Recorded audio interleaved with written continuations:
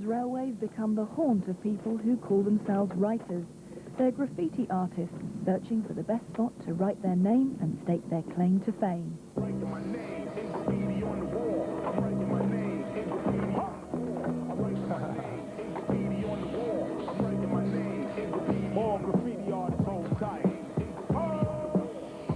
This week, Inside Out caught up with a gang of writers dodging British Transport Police and the other dangers of the tracks and tunnels.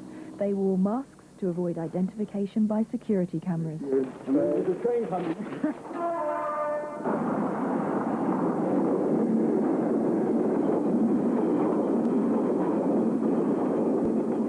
It's like addictive. Once you start doing it and getting into it now. Can't stop. Yeah. Just want more and more. It's like a drug. It's an obsession. In recent years, the New York police have come down hard upon graffiti artists. But could British writers now be facing a similar crackdown? The police, they'll be able to stop like all the big heads maybe, and then there's still the little kids. Yeah, they're still all out there doing it. So they'll never be able to stop it anyway. And the people that are properly into it, that have been doing it for years, you know what I mean, they know what they're doing anyway. It's just highly unlikely they're going to get caught.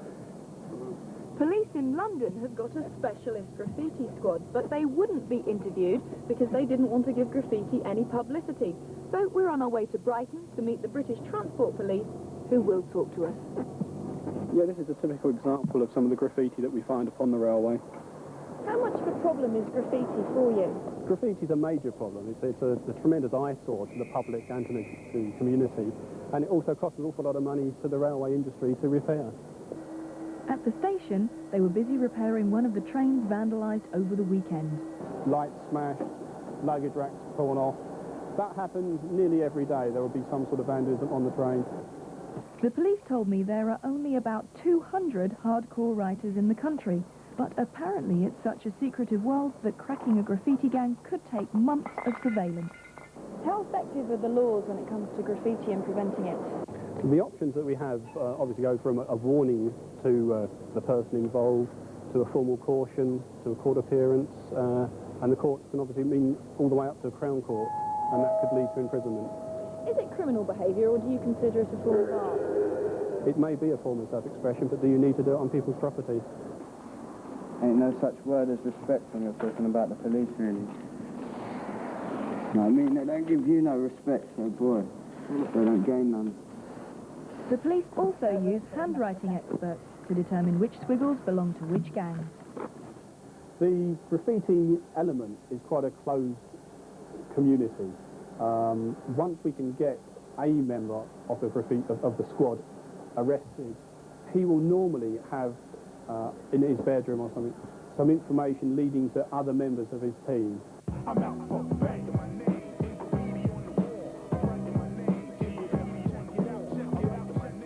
The cat and mouse games with the police may be part of the buzz, but the writers say outdoing rival crews is really what it's all about. The best pieces in the most dangerous spots get the most respect.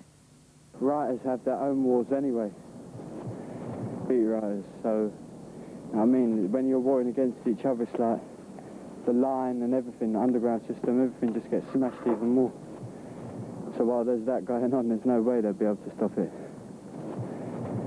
They've gone past the stages, like, being worried about police, being, like, they're more worried about the other group, isn't it? Not surprisingly, the people who run the railways would love to see stronger laws to fight the writers. Where is the line? Where is the line when you start prosecuting them, taking them to court, rather than just giving them multiple cautions? You know, that is not a deterrent. A police caution to these kids is, I got caught, I got told off, I'll go and do it again. But not everyone received just a caution. The gang that filmed themselves here got caught in the act by London Underground security cameras. Just got out of hand. When we got out, police were being called in. After about an hour and a half, they rounded us all up. We were all in the back of a meat wagon. Directed to the local police station. That's it. £400 fine, 24 hours attendance centre. Weren't good at the time, boy, weren't good. I've just finished off paying the fine like 2 days ago. Well, obviously when you get caught, it takes the buzz down quite a bit, you know what I mean? But even after getting busted, Writers say it's so addictive it's difficult to stop. If you don't do trains and that, people call you a sellout, which is basically you're selling it, you're not doing it, you're just like lame and that. Like these boys here, they're all sellouts. They don't do nothing. They paint these legal walls like pansies, really. For the graffiti artists, it might just be a bit of fun, but for the people that clean it up, it's not. Over £5 million a year is spent cleaning up graffiti. The authorities know the vandals want as many people as possible to see their pieces, so they try to clean them off the walls and trains as quickly as they can. The problem is that writers use car paint, which is difficult and expensive to remove. It's a game we play with a graffiti artist. They will use a particular colour and we will remove it from the signs or the woodwork. Once they know that we can remove a certain colour or a certain paint, they then swap to something different, and we have to try and combat what they use all the time. Not everyone who's into graffiti is into breaking the laws, though. For some, it's all about art. Graffiti, as we know it, started in New York in the late 70s and early 80s. Today, some of its originators are taking their art form from walls and trains into galleries and exhibitions. Some writers have successfully made a career out of their art. This canvas is going for £3,000, and there are many more like it. But is this real graffiti?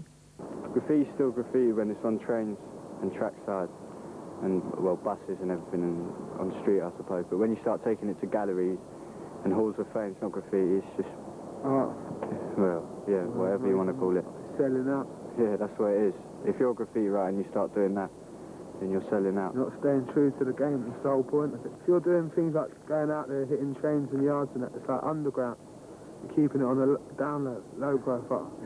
As soon as you start bringing it into that galleries, and that's commercialising it. That's not what it's all about. You don't go out there to commercialise it. You go out to be hitting trains. Yeah, I mean, you commercialise. The whole point of it is you put graffiti is an yourself underground up thing. illegally. So that's more of the challenge. When you start taking it to a gallery, you just leave it up in a gallery and people can walk in and out and see it. That's weak. that's too weak. The point of going on the missions. That's the fun part of it. Yeah. If writers aren't interested in legalising it, and the whole buzz is because it's against the law, will a police crackdown make any difference? The prospect of harsher laws may scare off some, but for the hardcore, it may just spice up the challenge. They can't stop it. They can try and stop it, but they'll never be able to completely stop it, you know what I mean? There's still going to be people always just walking tracks, on trains, going yard, everything. For the buzz, isn't it? For the rush.